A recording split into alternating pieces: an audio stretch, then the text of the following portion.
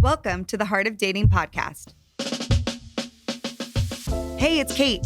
I'm so glad you could join us this week as we try to untangle the ever so ambiguous world of dating as a Christian. Over here on Heart of Dating, we get real as we answer some tough questions and uncover transformative ways to approach Christian dating. Oh, and you better believe we have some laughs along the way, because last time I checked, the struggle is #real. You know what I'm saying? Now, let's get to the heart of the matter. Hey, you guys, it's Kait Warman, and welcome back to the Heart of Dating podcast. I just have to call myself out for a second because I have a little bit of a cold and I sound a little nasally, okay? So when I recorded this episode with JJ, I was not feeling sick, but recording the intro and the midroll today, I do sound a little sick, so just wanted you to know that, all right? Hey, I am so excited for the episode this week. Last week, we talked about triggers and trauma. And this week, we're going to be tagging right along on top of that episode, talking about fighting fair and navigating conflict in a relationship. There is a myth out there that a perfect Christian couple doesn't have any conflict. Sometimes you look at these leaders or these pastors and you think, oh my gosh, they just get along so well together. I bet they have no conflict. That is what a true godly marriage looks like. No conflict. Y'all, that just ain't true, okay? It's not about having no conflict. It's about figuring out who you want to do conflict with well and consistently fighting for making conflict be healthy in your relationship so that it's not this long, drawn out, horrible thing between you. And the most important part about that is figuring out how to come back to knowing always that you are a team. JJ and I have actually had a lot of conflict in our dating relationship, and especially in our engagement. It's brought up some things that are just difficult. I mean, you're combining lives with someone. I'm not going to sit here and pretend that we've had zero conflict. It's just not the case. But something that we have been committed to within the conflict is figuring out how to fight fair and fight well, and also figuring out how to come back to being a team consistently, not trying to throw arrows at one another, but instead stand on the same line and turn towards the problem and then knock the problem out instead of knocking one another out. And so that's a big theme of the episode today. If you are going through conflict in your dating relationship, it is okay. There's a certain level of conflict that's okay. But if you are feeling stuck in it, we want to help you today through this episode to learn how to fight better, how to fight fair, and how to get back on the same team. Listen, you're dealing with somebody who's totally different from you. They have different ways of communicating. They have different modeling of how love was through their parents. They saw probably their parents fight in certain ways or completely avoid conflict altogether. And so because of that, the person you're with is often bringing a lot of those different modeling into your relationship. And so you guys have to learn one another. And so sometimes there is conflict, and that's just a part of getting to know someone totally different from yourself. All right. So today, JJ and I are getting real honest and vulnerable about what we've learned and finding safe space in our relationship and learning how to fight fair and even the non-negotiables that we put in place in our fighting. All right, guys, if this is your first time listening to the podcast, or this is one of your first times ever listening and tuning in, I want to just encourage you, would you do us a favor? Would you rank us and review us over on iTunes? Believe it or not, that actually helps us a lot. So if you've gleaned anything from our recent episodes and you've never written a review before, if you're brand new here, I encourage you to review us and rank us on iTunes. Also, if you didn't know, we're doing this podcast now on YouTube, so you can actually watch JJ and I interact in these conversations. I think the podcast on YouTube brings a whole different dynamic. It's so much fun. All right, guys, without further ado, let's get into this episode today with my man, JJ, in Fighting Fair. Hey, everybody. Welcome back. Welcome, everybody. Wow, that was loud. You're loud and in charge. I'm just pumped up to have you guys back. Hey, guys, we're so grateful for all your messages about just showing JJ the love. I'm just saying this because it's been so exciting to see how you guys have loved how the podcast has shifted a little bit this year. And obviously with the addition of JJ and babe, people are loving your perspectives. Yeah, they're like the first people I've met. So no, I'm kidding. I really appreciate the messages and the encouragement. I think it's been really fun to just kind of walk in the doors that God has so clearly opened for us. Yeah. And it's been just so life-giving to read the feedback of how this hits home for you guys. And so we're happy to do this, and we love serving you guys. Yeah. It is so much fun. We were in church today, just like, I was like, this is such a gift. Like, what an honor it is to serve you guys through Heart of Dating. We just wrapped up or closed the door for our program, School of Dating, our mentorship program. And we're praying over the names of every person in the program. And we constantly are praying and thinking about how we can best serve Heart of Dating. And it really is such an honor. Yeah, it's we're so thankful to have your guys' ear, and I don't know, it's been really, really cool to see what you guys are saying. And so go ahead and drop some feedback. I'm personally super excited for this podcast today. Yeah. This is a work in progress episode, but we know it well. So that's why we're kind of going on the fly. I know. And so it'll be fun to do a follow up, because we're going into marriage like, we have a pretty good grip on conflict, but we have, fortunately and unfortunately been through a lot of it. So, yeah. All right. So last week, if you missed it, we talked about triggers and trauma, and we talked about what to do when somebody in the relationship has a lot of trauma or has past trauma, whether big trauma or little trauma, the big T or little T. Little T. And little T trauma is JJ, we can't make it through without him laughing about the trauma thing. But the little trauma is like little piled up trauma through life, versus big trauma are like big events, like your parents got divorced, you were abused, you were abandoned, you were betrayed, like really horrific, big trauma. Someone died suddenly in your life. But little moments of trauma can also pile up through your life. And so you may definitely still have those little moments of trauma that haven't been processed. And therefore, what happens though is through your life, they pile on top of one another, and you form tendencies to be able to deal with these things. We talked about attachment styles the week before that. And then last week we talked about triggers and how to really know if you're having a trigger. What are some of the things you can do? What happens in relationships when you're being triggered? And this happens also in dating. You can be triggered in dating, not just in the relationship phase. But today we're going to go into conflict, and we're going to talk about fighting fair, and we're going to get real vulnerable because this has been a big thing in our relationship. I mean, babe, we've never had any conflict, right? Like we've never had any, I don't think. Like, what are we even going to talk about today? I wish. I wish. I don't know. It'd be kind of funny. Like my question would be, would you rather have like a perfect, relationship with and no engagement conflict, with no conflict, and then go into marriage and just have it like all kind of house of cards, be like, oh my gosh. Yeah. Or would you rather have, conflict on the front end, really know that this is not a perfect person, and choose to roll with their imperfections and knowing that, you're getting better at conflict. It's why I think it's so important to date through, like, be in a relationship through multiple seasons. Mm-hmm. When you don't do that, sometimes people don't have any conflict, depending on how vulnerable they're getting, depending on how like infatuated they have been, depending how long their engagement has or their relationship has been.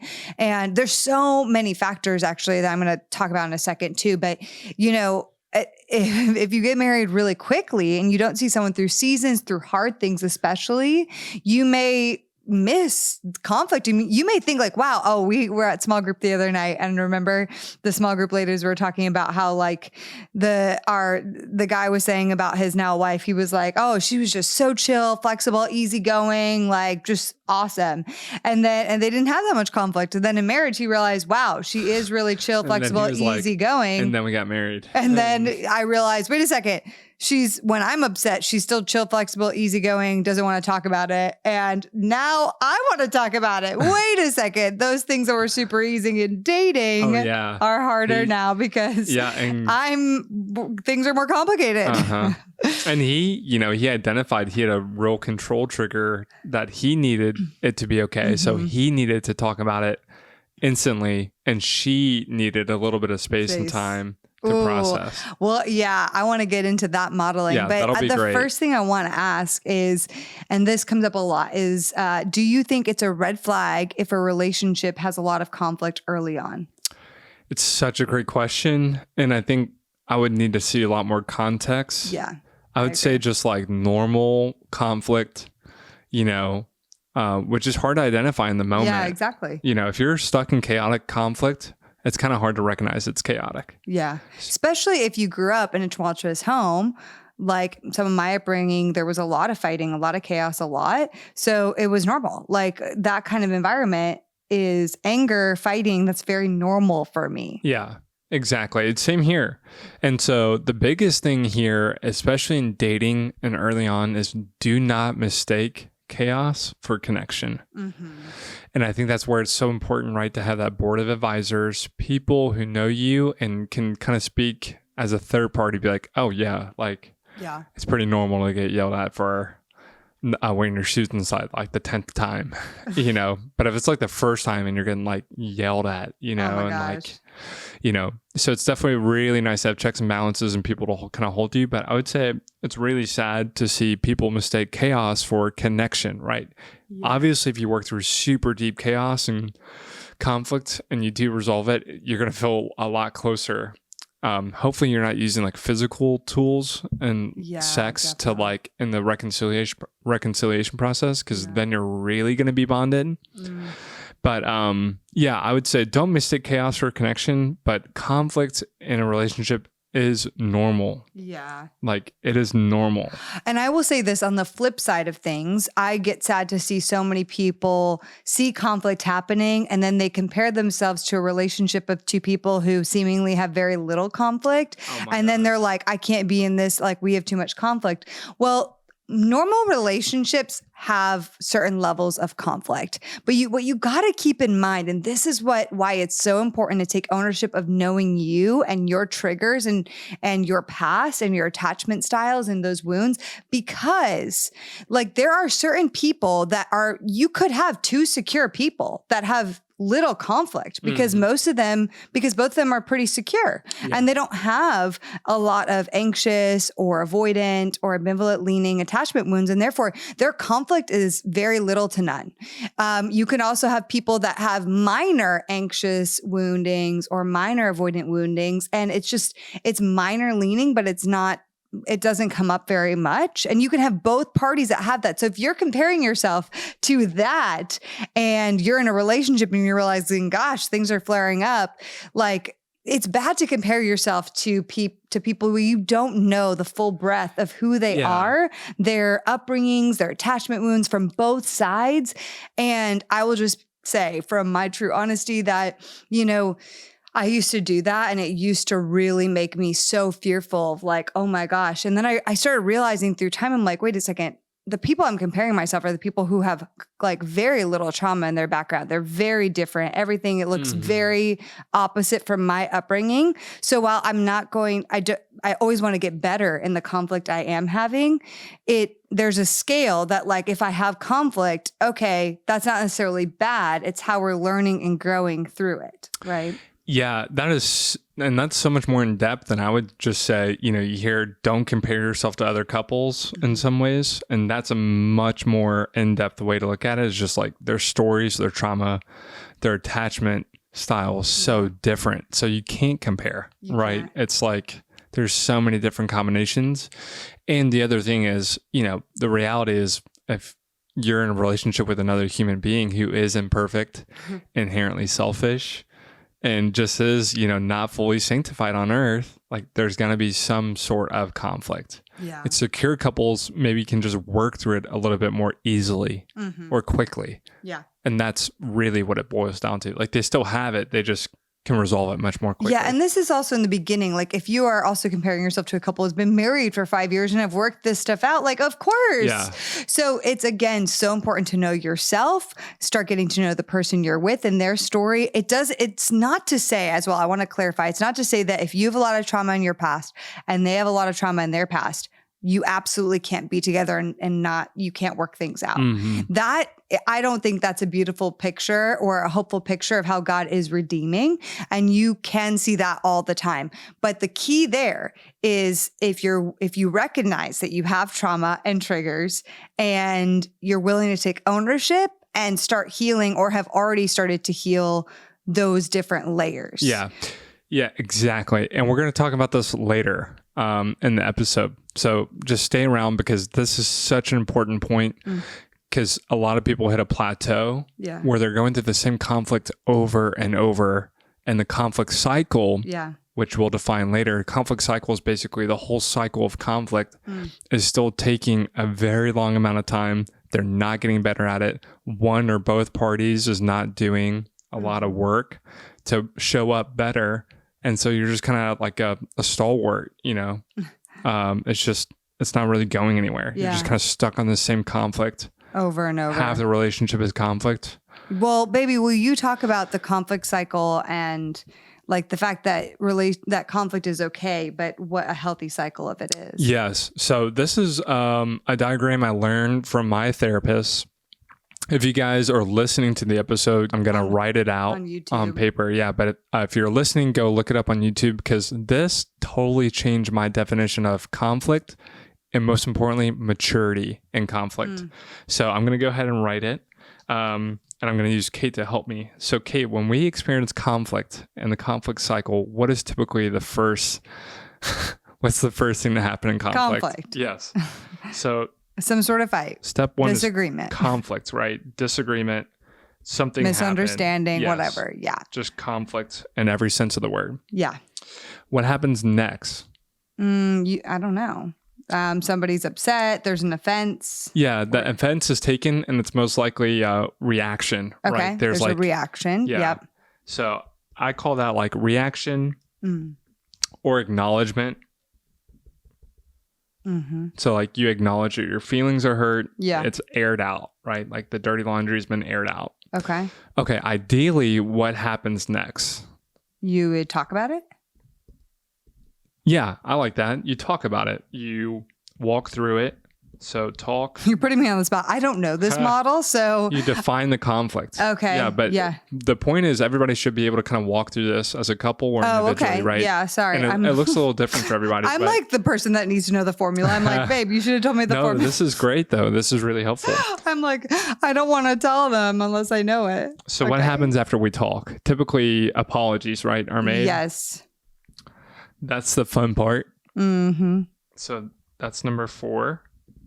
And then reconciliation, some sort of resolve. Yes. The apology needs to have, typically, at least for me, a follow-up of like making it right. Reconciliation. Yeah, I like that. Reconciliation. This is where you say, hey, I know I messed up. This is what I'm going to do to fix it. Yeah. So our conflict cycle, how we define it right now is conflict, reaction, right? It's brought up. You talk about it, like you kind of go into the depth, why it upset you, how it hurt you. 4th is the hopefully apology. Yeah. Like, you know, one or the other person is just like, hey, I did do that. I am sorry. It's not a defense. It is an acknowledgement that you caused conflict. And then the 5th one is reconciliation. Hey, I know this really upset you. I feel horrible about it. Do you forgive me? Will you forgive me? And then here's what I'm going to do. Yeah. To amend the situation. So good. Okay. So a lot of people think, and on my conflict cycle, what I'm about to show the camera is on your path of maturity as a relationship, and I'm going to show the camera, is a horizontal line to the right. And as you grow older, right, as you grow closer, you think that you get to this magical place of no conflict. Yeah, exactly. We both know each other. We're perfect human beings. And so we no longer have conflict. This person never annoys me. It's yes. all good and kosher at all times. We're good at relationship. We're Gucci. Perfect communication. We're Gucci. This does not exist. Yeah. So what I learned and what really changed my definition is, instead of it going just directly to the right, like horizontal, yes, on this line, yeah. Maturity is actually a 45-degree line. Ideally, if you're both willing to work at it. Yes. Yeah. Yes. And we're going to talk about this. And you start with a big circle. Like the first time you go through conflict, it's new. You don't know that this upsets them. Working it out. Yeah. The other person doesn't know whether or not you really understand what they're saying. And when you apologize, you're making new amendments for the first time. So hopefully in your maturity cycle, you're still going through the same steps. 1, 2, 3, 4, 5, up, conflict, reaction, talking, apology, reconciliation. But hopefully, as you guys go through time, you build trust you know each other, you know this conflict, and you know it, most importantly, that they're going to do what they say. And 2, their apology, they really mean it. And 3, like you're in this together. And so I'm showing the camera again, what maturity actually looks like in a relationship with the conflict cycle is actually it's 45 degrees up. And when you guys get more mature, when both sides are tackling their stuff and coming to the table willing to work on it, your conflict cycle starts to get smaller. Yes. Your resolution, the time it takes you to resolve your conflict gets smaller Much and smaller. Yeah, we it's really small for us now, typically. Yeah. Oh, baby, I am so sorry. I know that really bothers you. Yeah. I totally forgot about that. I'm going to do it first thing once I finish this and we'll be good. And you say, okay, thanks, baby. Thanks for apologizing. Sure, I know you didn't. Yeah, it's that. Much smaller. Exactly. Typically, yeah. And then what happens is, and what I was just referring to is, if you are in a relationship and you guys are just kind of stuck here, especially if one in the earlier stage, in the earlier stages, circle. it just takes you a long time to get through conflict, like abnormally long. You don't build trust. One or both parties is just not willing to tackle trauma, triggers, or things that really upset them. It's probably a lot of stubbornness. Yeah. It's just unwillingness to grow as a partner in the relationship. Or you're stuck. Like you may want to grow, but you're stuck. And there you have to try something new, get some new counsel, advice. Like you have to try something new if you're really, really stuck in your cycle. Yes. Which can happen. It still doesn't mean your relationship is completely doomed. You have to both be willing to fight for whatever tools are necessary, because conflict can create a lot of resentment and a lot of pain in the relationship if not continued to be worked on. The process, at least. I'm a little bit more on the harsh reality is like there's some conflict and some trauma and some woundings that have to be tackled maybe in singleness. Like if you find yourself and you guys are just stuck in this conflict cycle, it's been 6 months to a year, your partner or you just cannot get that breakthrough. Maybe you need a break or a breakup. I agree with you, honey. Yeah. That's so good. Yeah. That's just my hope with that conflict cycle. And what's normal is you're guaranteed that conflict and that conflict cycle. That's really You just get to choose who you do it with for the rest of your life. That was a great model. So you guys should go watch it on YouTube so you can see the model that JJ just demonstrated. So we're going to go through a few other tools in this episode and things that have helped us. A reminder and recap is that in terms of attachment woundings and some trauma, I am anxious leaning, which means I don't like disconnection. I don't like unresolved conflict. I don't like feeling unheard. I want to resolve things right away. JJ is pretty secure actually, but he does have an avoidant leaning tendency, especially I would say in conflict, typically, right, honey? Yeah. If I don't want to speak for you. If Godzilla's out, then yeah, sometimes. Well, let's tell them this. So I heard this a while ago, years ago, from somebody who I really, really trust, who's actually been on the podcast, but there's this analogy of like in conflict that oftentimes, not always, but oftentimes someone is Godzilla and the other person is a porcupine. And it's the idea that, one person wants to come at the conflict. So the Godzilla is the person who kind of comes at you. They want to figure it all out right then and there. They're not afraid of conflict. Well, they may not like it, but they're not afraid of hashing it out and getting it over and done with sooner than later. They're like, "Rah, let's do this right now." And they often can be aggressive sometimes. Okay. It depends. The porcupine is a little bit more like, I want to keep to my little self. But if not properly respected and given its time, it will be prickly, and it's like bing, and its little things come out, and it's all of a sudden like those little, I don't know what you call them, the sharp things, and it's really frustrated. It's like, and it will be sharp, and it's like, oh, you're trying to come at me? Here's my little porcupine, and I'm not going to move. Yeah. So don't come near me. It can be as it's like a response, right? Like it feels the predator Yes. coming in. Exactly. Exactly. So I am absolutely a Godzilla. I am like, what'd you say? Let's do it right now. Let's come at it. Let's figure this out. I need to know right now if we're okay. I need you to hear me right here and now. Like, I don't know why I sound so aggressive suddenly there, but well, that's a pretty good impersonation. I'm channeling the Godzilla. Yeah. It's like the whole place goes on lockdown. It's like, we're going to figure this out. I'm like suddenly the blast fire, doors close. Fire is coming out of my mouth. You thought you were leaving at 9:00 tonight? Well, that's funny. Because I'm just getting started. I know. So what would you give? So advice for the Godzilla is, for me, obviously we talked about how a flight and fight response, and this is a fight response typically. And it's like, let me go to battle. Let's figure it out. I'm going to give you all the facts and I'm going to come at you. I'm going to try to make you resolve it with me. And we talked how last week when you are in a trigger, which normally Godzillas are a bit triggered when they're coming at you like a Godzilla. When you're triggered, nothing good and productive is going to happen. So really for a Godzilla, you really need that space to calm down. You said it last week, babe, that like you need 20 minutes to like even 60 minutes sometimes to really calm yourself down. If you are really getting into that zone of Godzilla energy and the other person is like, no, I'm not here for it. Like now you're triggering them most likely with how much you're coming at them.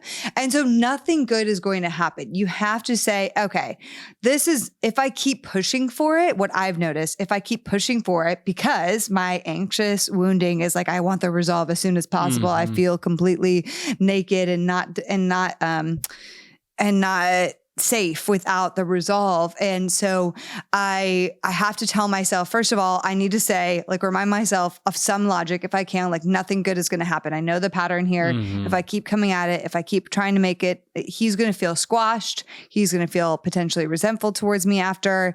It's not going to be what I want. He might say what I want in this moment, but it might be to just appease me. It's not because there's true resolve happening. Yeah. Because like that Godzilla may do that. They may come at you so much so that eventually the person is like, fine, I'll just say whatever you want to hear, but they're not meaning it. They're just defeated. They're like, this is the only way I could get the Godzilla to stop running at me. Oh yeah. And attacking. So if you're the Godzilla, you need to recognize like, wanting resolve sooner than later is okay. But if you are trying to get it in a triggered state and you are coming at somebody, it's not the ideal timing. Timing sometimes is everything when in conflict and when you are triggered, especially. Oh, for sure. I mean, I have a good friend. Their rule is if you're bringing up offense, like it has to be in a safe environment. Like you cannot bring your offense to the table if somebody else is coming to you with theirs. Oh, so you can't respond to Godzilla. Obviously, we'll get into this later, but in my advice to the Porcupine is don't respond to Godzilla with Godzilla first. Those are those messy fights. And I think we've all, if you've been in a relationship for, at any point in time, those are the messy ones. Those are the hard ones. Yeah. But my advice for the Porcupine, and just to be clear, this is not a list of do's and don'ts. These are lessons that Kait and I have learned as that role and advice for ourselves that we think might be helpful for you guys. Yeah. So my advice for me as the Porcupine is have courage. Like have courage, like stand in there. Don't suppress your feelings. Don't just turn off because she is being Godzilla and just going off. Like have courage, stand in the gap, come with your feelings, like be very knowledgeable about your feelings. Don't just suppress them and then just appease her and say what she wants to hear and then get out of the conflict. Like stand in the gap, like show up well, and also show up with compassion for the other person. Like that is the moment for you to show up well for them and support them, to validate their feelings and work through the conflict together, even if you don't feel like it in that moment. Now, if you are a true Porcupine and you need time to process, then the advice there is different, right? You have to find a way to kind of safen the conversation and then also say, hey, I just really need time or space to process this. Can we align on a time tonight, tomorrow to talk about this? I think another important part is to say, I see this is really important for you to resolve. That's a great one. And I want you to know that I also want to resolve this. I'm not feeling in a place as though I can resolve it right now, but I do want to. Yes. And does tomorrow afternoon sound good Literally for you? pull out your phone and say, does tomorrow at 9 a.m. over coffee sound good to you? And then send them a calendar invite right there on the spot and meet them at 9 a.m. And that's important for the Godzilla. The Godzilla wants resolve. They want to feel heard. They want it to happen then and there. And they're often coming at you because they're afraid that they're not going to get one of those things. They're not going to get emotional safety. You're not going to hear them. Yeah. Like blah, blah, blah, blah. So it's really important. Like the Godzilla, me, I have to say, okay. And this is really hard in the very beginning when you start conflict because you're like, will you follow up? Like, will you come it's part through? of the trust part. Yeah, trust it's building trust. And so if you are a Godzilla or if you lean like me, you want to resolve it right away, then it's really important to express like, hey, I don't want to come at you and I need to work on that. And I will own that as my part. Something that would really help me is I'm often doing that. I know myself because I want resolve sooner than later. And I want to honor that you need a little more time and space to process, which is hard for me, but I really do want to respect your process. Yeah. What is important for me, what would make me feel really safe is if you would lead setting up a time to resolve it and follow through with that. Yes. And so, there's a couple different, if you have a Godzilla on one end, there's a couple different, tactics or depending on your personality. I'm okay resolving conflict on the spot. I'm totally cool with that. Or if the other person typically, but yeah. Yeah. Or if the other person needs space or time, like we were listening to these other couples talking about their conflict. And there's a wife who was like, honestly, I need anywhere from a few hours to like a day before I can resolve it and talk about it. And I was like laughing to myself. I'm like, honestly, I wish Kait would be like, I need to talk about this tomorrow. And I'd be like, okay, sounds good. I would just keep rolling on with my life. I wish you would say like, I need a day to think and process this. I'd be like, all right, I love that. Yeah. I'll talk to you then. But anyway, it just depends on, there's two people present. And so there's a lot of advice right there. We're going to talk about maybe you're a Godzilla and you have a Godzilla on the other end. Yeah. Lord bless you. There's some good advice coming. Lord keep you. We'll have some advice there. But I think there's also some gender roles here too at play. Yeah. Let's talk about that really quick. So less gender roles and more so men and women, generic differences and generic. Oh, just like gender general differences. Okay. Now, this is not prescriptive. Okay. It's not always like this, but so like for all my feminists listening, I love you. You may or may not be this way, but here's the thing is that this is just what I often find to be true with a lot of women I know, with a lot of guys I know. Yeah, this was literally in our community group, the same theme. Yeah. We just heard over and over. Yeah. So typically women want to be heard. They're the kind of people where they want you, they're going to express and share a lot of their feelings, probably externally process a lot of the time. Again, not everyone. And they want you, when they're doing that, they want you to sit on it, basically like the couch style. They want you to sit on the couch, put your arm around them and just listen.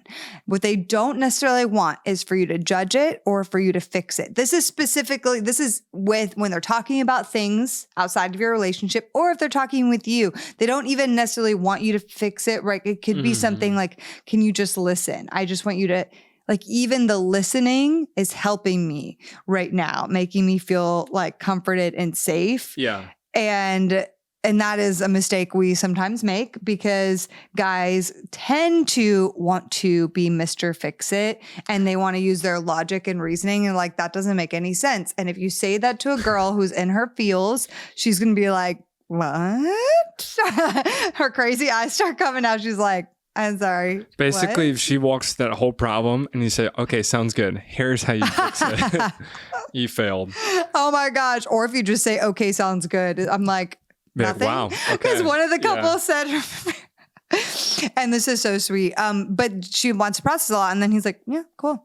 Yeah. And it reminded me of you, babe, how you're like, okay, sounds good. I'm like, that You didn't Makes hear her so mad. anything. So men on the other side. How about, go ahead. why don't we give them some phrases? If you're a man sitting here, or if you're the person who needs to just be heard, what do you like to hear back? Well, one thing is, if you're a guy, you're like, I do have some advice, but this is a great rule in general. You ask permission before you give advice. And if you're not sure what she wants from you, ask earlier in the conversation. Hey, this is That's a really, great idea. I can see this is really important to you. Mm-hmm. And I just want to understand what you best would want from me right now. Do you want me to just listen, or And I do this would for like you me to too, give right? you advice? Like, Yeah, you do. And I'm like, obviously give me advice. And you're like, okay. I'm like, why but else? there is sometimes where you don't want my advice. Well, that's when I don't like your advice. Wow. You're Well, like, actually, then. your boss is right about that. I'm like, no. I'm like, I'm right. I'm like, Yeah, come she'll side take on his side. Yeah, I don't like it when you don't take my side. You're Okay, supposed to well, take my that's side. the problem because I'm giving you. Anyway, So I think you love to be told, especially if I'm just listening, be like, oh, honey, that sounds so hard. yeah, it sounds so hard. What do That you? must have been really difficult for you. Yeah, exactly. And she's like, that's so hard. It's like an IV of know. affirmation and You're like- feeling I'm comforted. like, man, honey, I'm so proud of how you didn't lose your cool right there and cuss her out. What? I don't cuss women out. Oh I my know. gosh. But anyway, that's the kind of like affirmation and listening ear that you're looking for, right? Yeah, and you have to tell, someone can tell when you're not actively listening. Oh, that's another one too. You got to be actively listening, okay? Like I sometimes, and people have called me out for this, I'm an overactive listener sometimes. I'm like, yeah. And I've gotten a few reviews on the podcast of people like, Kait, too much. I'm like, I'm just an active listener, okay? Sue me for it. But actively listening means like nodding, paying attention, like, oh, wow. Like, and when you're actively listening and when you're not actively listening. Yeah. So,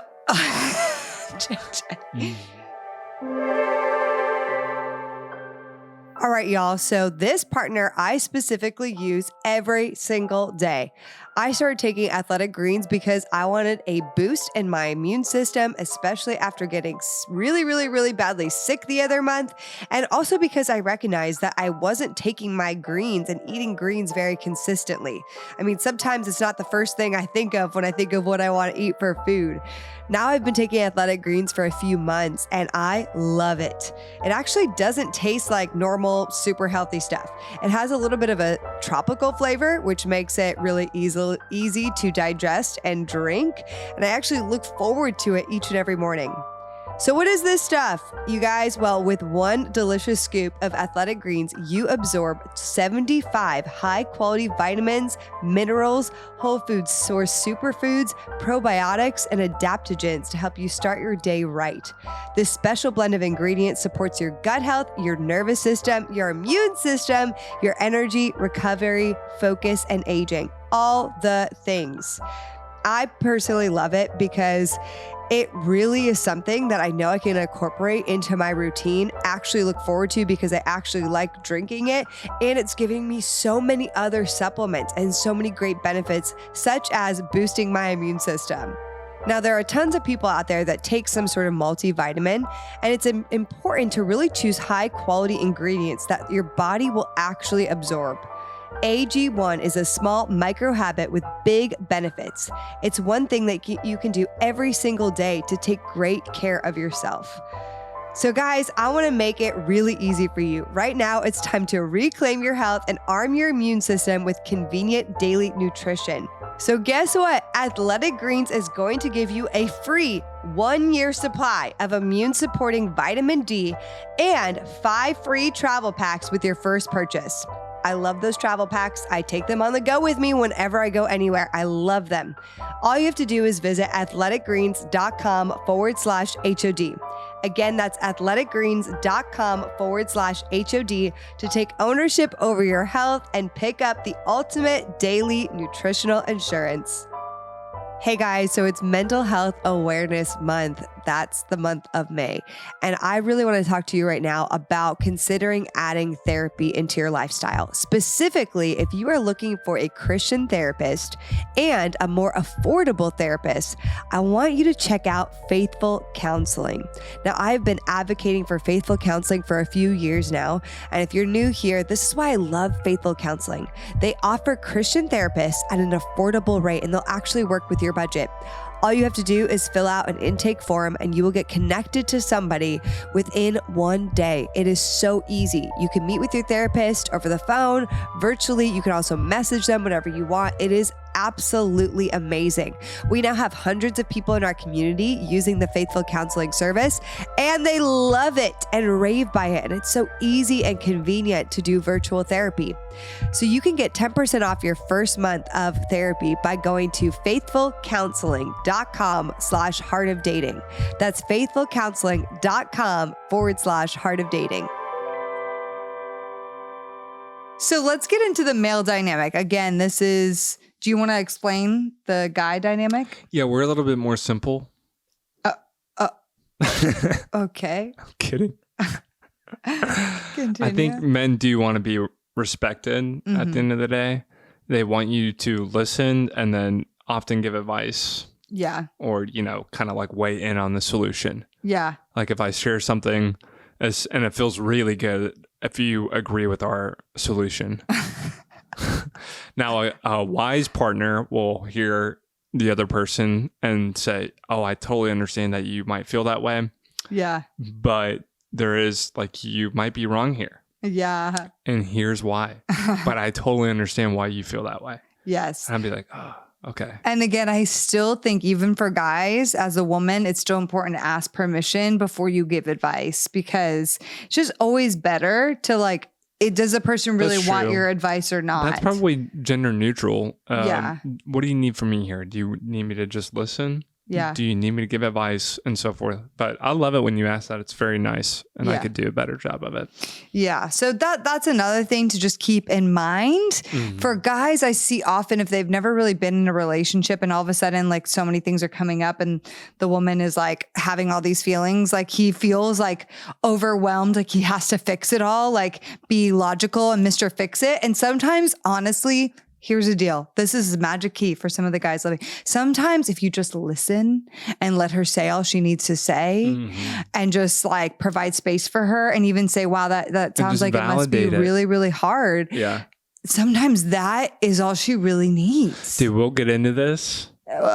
Seriously. Yeah. Validating is a magic key. Just validate their feelings. It is so valid that you feel that way. Yeah. I totally understand why you feel that way. Well, and you may not even understand. So you may not even say, I understand. Yeah. But you can say, well, your feeling is very real, because the feelings do feel real. Anybody's feelings are going to feel very real to them. That's true. And so what's nice is, and we'll go back to the conflict cycle here in the Godzilla. One of the most important things you can do, especially if somebody's maybe explaining these things or somebody is triggered, they can't really fully think logically or rationally. Especially, it's kind of funny too when you describe a problem at work or something.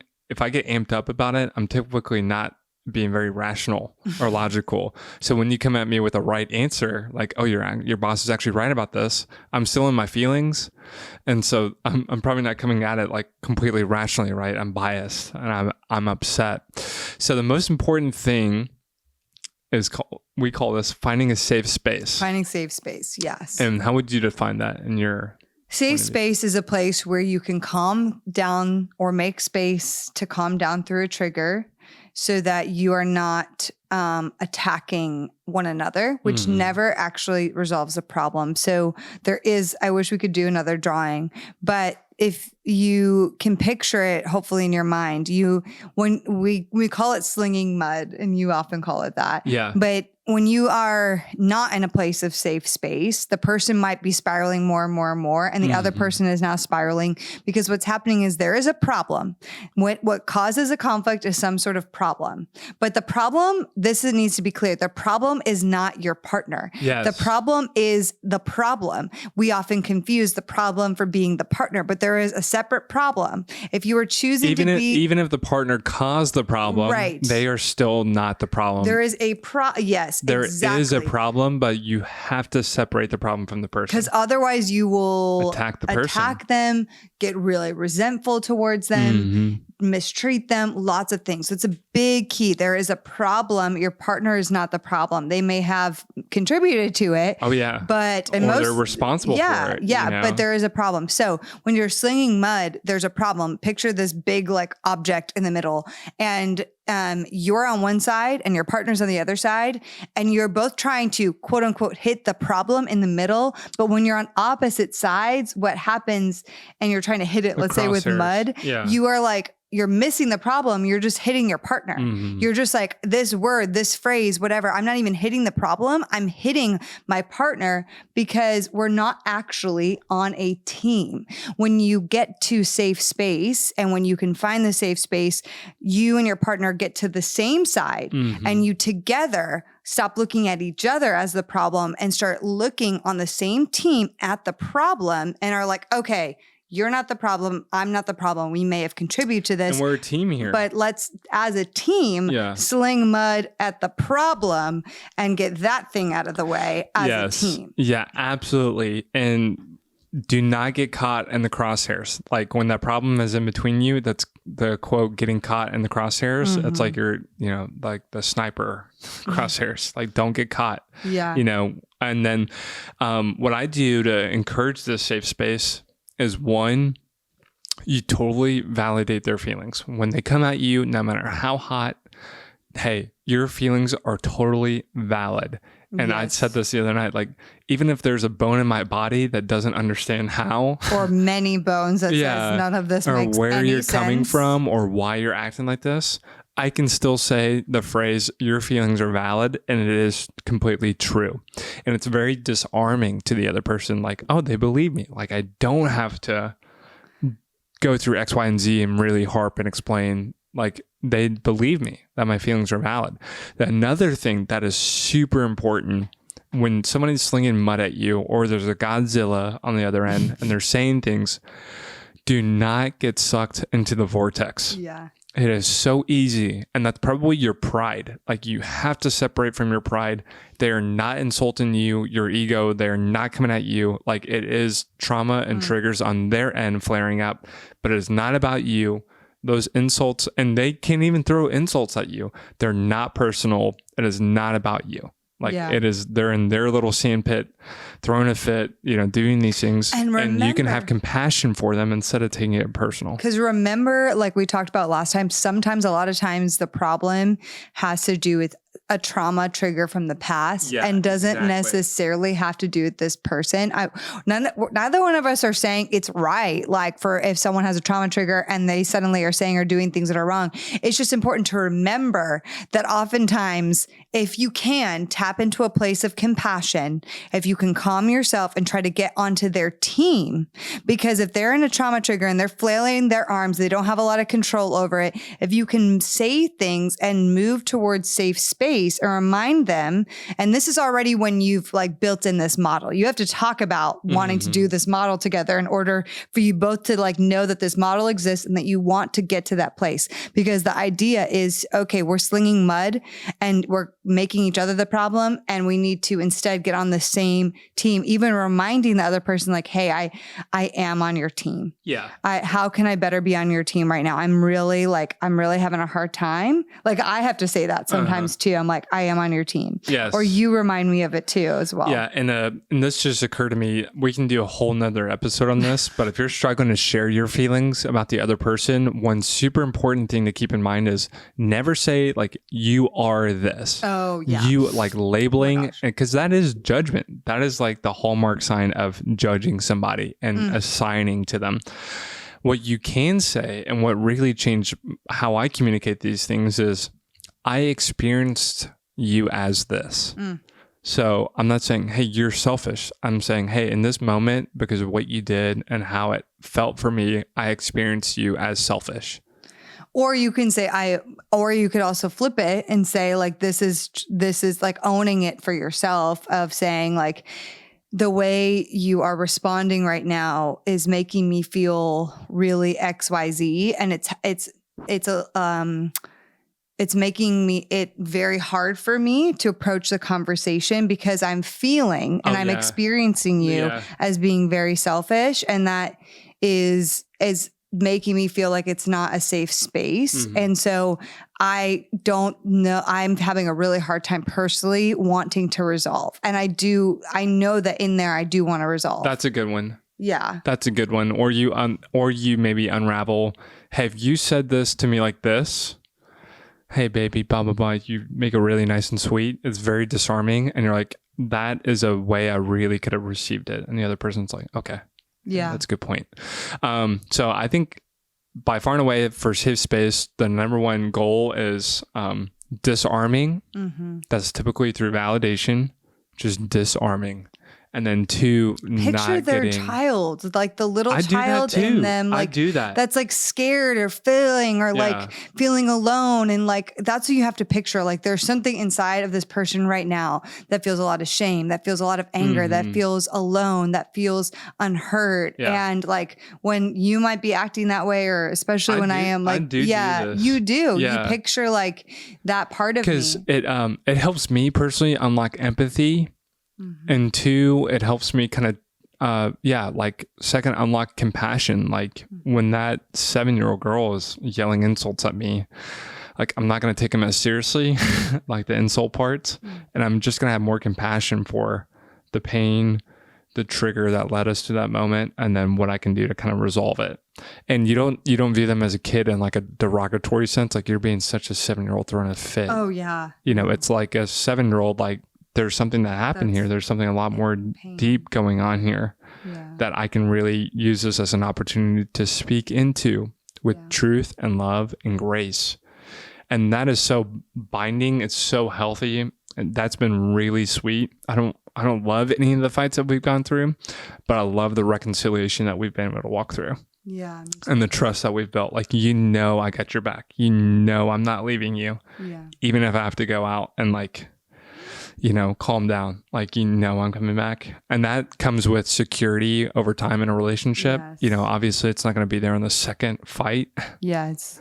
So I hope that's encouraging for you guys. I think some keys I would just add, honey, in that is that both people have to be willing to not think of the other person as the problem and want to work on figuring out what the problem is as a team. And both people have to be willing to work on what they're contributing to the problem. Oh, yeah. Because, and we often we talk about this. We don't have the time to go into like apologies and the art of apologies. We'll do another one on that at some point. Yeah. Because one important part of the fighting fair process is to not just look for the one thing you disagree with or for all the things you disagree with, but look for the one thing you can get on board with. Oh yeah. That's a game changer. That definitely changes conflict. Another one is like defining the conflict cycle and defining an apology. Because guess what? Oh, I have another one. Yeah. Well, here's a fun one, and we'll talk about this more.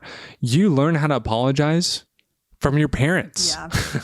So if your parents were really great at apology, which I'm sure is very rare, like there's an apology in itself, there's 5 steps to it, according to Gary Chapman. Yeah. Like I learned how to apologize. And if you think about your dad or your mom, those few times or many times that they apologize, that's where you learn it from. Like you see it in culture, but you don't really learn. You learn it from the conflict that you saw growing up. Gosh, I just need to say one additional thing. Yeah. This was huge. I dated someone years ago, and this was really hard for us. He always expected me to apologize first because in his mind, he saw that I was 60-70% of the problem. And though he caused stuff to the problem, he wouldn't ever apologize first. Yeah. And that's a big part of conflict and resolving conflict as well, is to not look at how much percentage you are you so contributed and like, because you're weighing it obviously just based on yourself. But if you're like, well, I only contributed 30 to 40% and they contributed 60% or 70% in your mind from your perspective, and you're like, I'm not apologizing first, they have to. That's a horrible way to also do conflict. It's not a godly way to do conflict, because you have to be able to be humble, lay down your life for this other person and say, I'm really sorry for my part and how I caused you, even if the other person was 80% wrong. Like, of course. And it can be true. Yes. But that is such a good point. Ooh, it's such a hard piece of advice. You're on the same team. Yes. And when you are on a sports team, like we all love sports in America, when your team loses, you all lose. And even if the quarterback threw 5 picks, like there might have been some catches or assignments or things that you could have done better, and you all lose, you still feel the sting of a loss, and there's the shared loss together. It's the same thing in conflict. It's a team sport. Conflict is a team sport. So you cannot look at, oh, you contributed 70, I contributed 30. I'm only going to apologize 30% of the way, and the rest is on you. Right. Horrible way to do it. And that I see trips couples up a lot. That has tripped me up a lot of like, all right.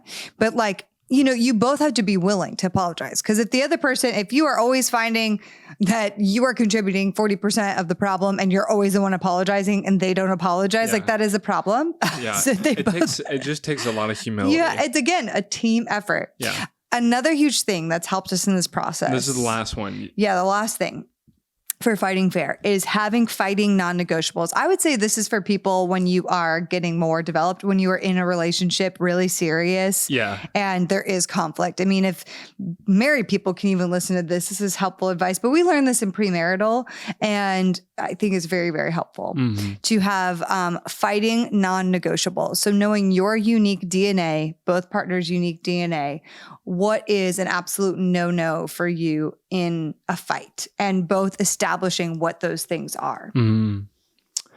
So should we give them ours? Yeah. And you guys can come up with your own, obviously. Yeah. This is just the ones that we use. A big one's no profanity. Yeah. The why behind that one is you lose a lot of respect for somebody who doesn't have self-control, including their tongue. And so when they start, dropping any kind of curse words, like small or large in degree, you just lose respect. Like you just can't have a safe conversation.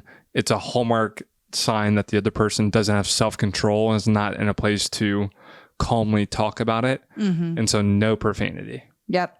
Another one is, this one was for me mainly, no threatening to leave the relationship. I would say similarly though, no leaving in the middle of conflict. Oh yeah. Like without any like storming off, like, but also no threatening to leave. This was a big one for my anxious style that was really hard. Unfortunately, it was like something I used to use a lot in past relationships, and it came up a little bit for us too, but no threatening to leave the relationship, especially at this point. This looks, some people think because of what they learn, it's okay to just storm off in the middle, don't say any words, and just slam the door behind them. Yeah.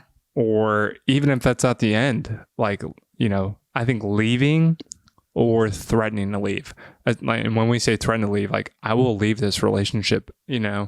I will leave you. Yeah. Like, this is definitely I will break off the engagement if you don't, like, it's just, is that really how you want to conduct your conflict with threats?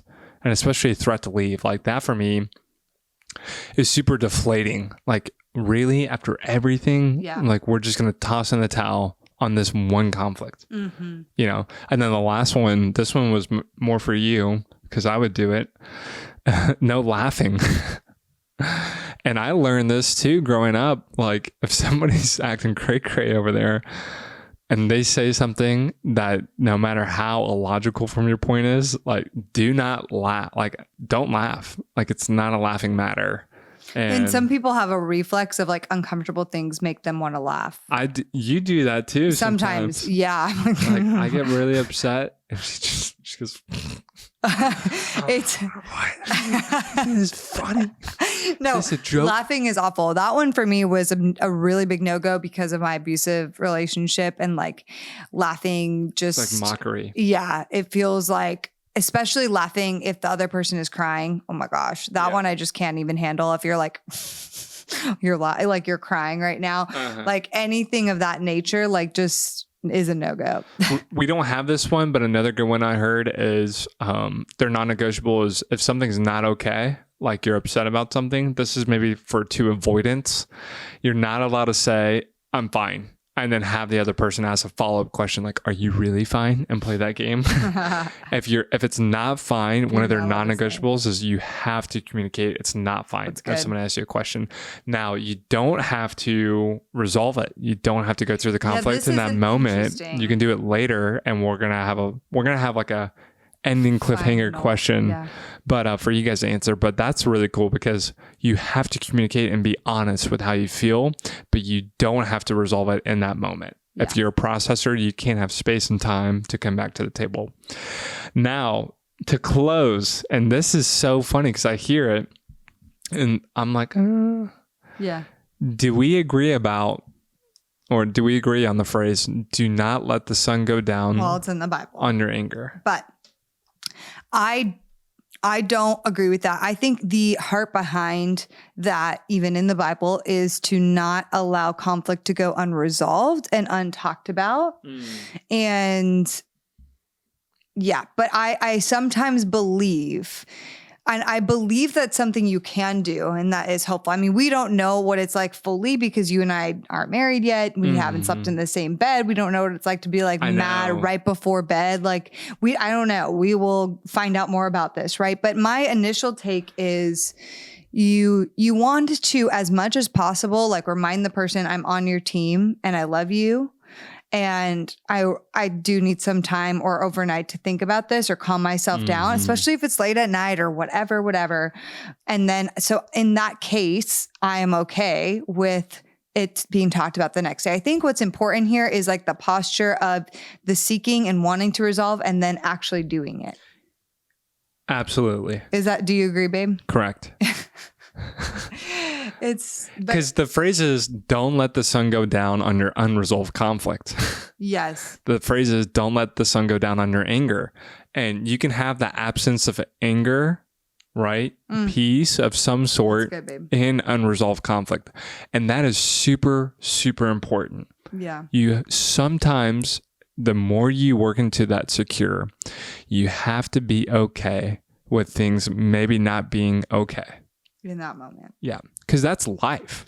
It is life. That's life. And that is the peace, I think, that God and the Holy Spirit provides us, that perfect peace that surpasses all knowledge and understanding, that whether Paul is in the prison cell or Christ is, on Golgotha, like there is that peace that we know is attained when things are absolutely not okay in life, that you can still have peace.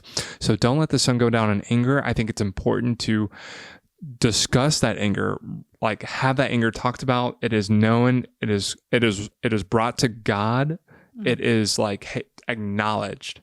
It's not festered, but it is not synonymous with resolving all conflict. Because then you're like, after 10 o'clock at night, that's another rule that we had.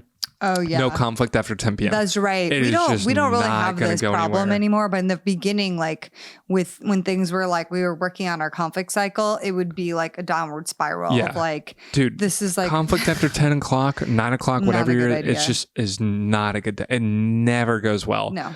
So I don't think that's the scripture's intentions there either. It's not saying stay up till every minute it takes to resolve conflict. I think it's humble yourself to get on the same team and be committed to working through it. Yeah. And like expressing, I mean, even if you may not feel like you love that partner in the moment, but like, I love you and we're on the same team. Yeah. I'm really frustrated right now. And, yeah, we're going to resolve this. Like, I think that's the important posture. For sure. Obviously, I didn't write this first, but that's what I think is the more important part. Because your partner can't, like, are they going to fight against that? Like, this is the most important thing for me to figure out tomorrow. Yeah. I would love some time. And I know you're still upset. You might be still pissed at me. Yeah. But you are going to have to find a way to be okay with things not being okay. Yeah. And you're going to have to be able to go to bed. That is just life. Mm-hmm. So I hope that was helpful for you guys. All of these are supposed to be short episodes. They're all supposed to be like, 40 minutes? Yeah, there's no way, because there's so can't help much that we Yeah. have to say, and so much we've personally learned. Mm.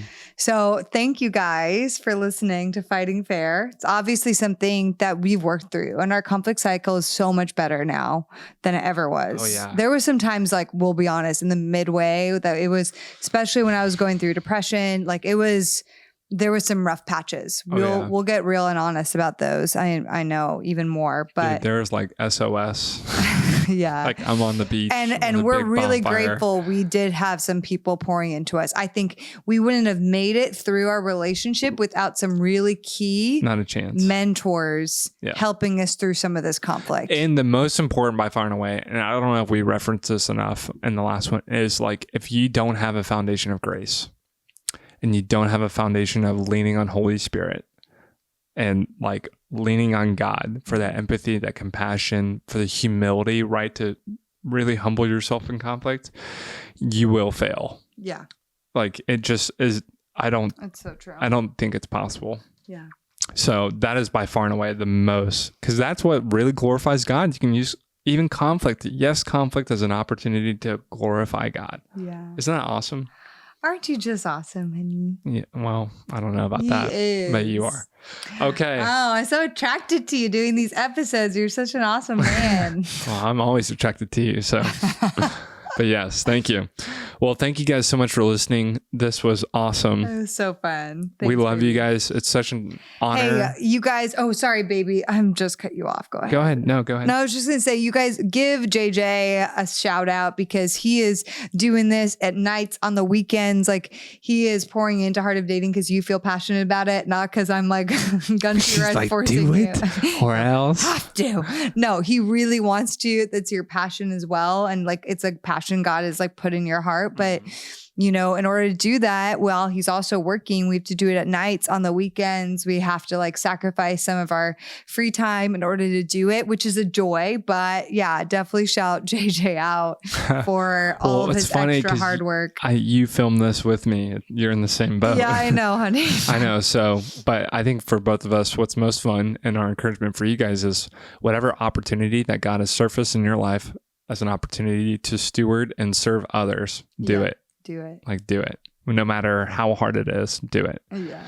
So we love you guys. We thank you so much. And we pray that this helps you guys glorify God And you're dating. in your dating and yes, relationship. even in conflict. Yeah, totally. So, all right. All right, guys. Bye-bye. Bye. The Heart of Dating podcast is created by Kait Warman. It is a part of the Converge Podcast Network. Our incredible editor is the one and only Scott Caro. Our theme music was developed by the amazing Christian Ledoux. Special shout out to Anjali Maga and Gabriella Asperu, who make this show possible each week and help to keep me sane. If this is your first time listening to the podcast, or if you've never written us a review or ranked us on iTunes, we'd encourage you to do so because it helps us so much to get this podcast into more people's ears. We launch our podcast each and every week on Wednesdays, so we'll see you next week.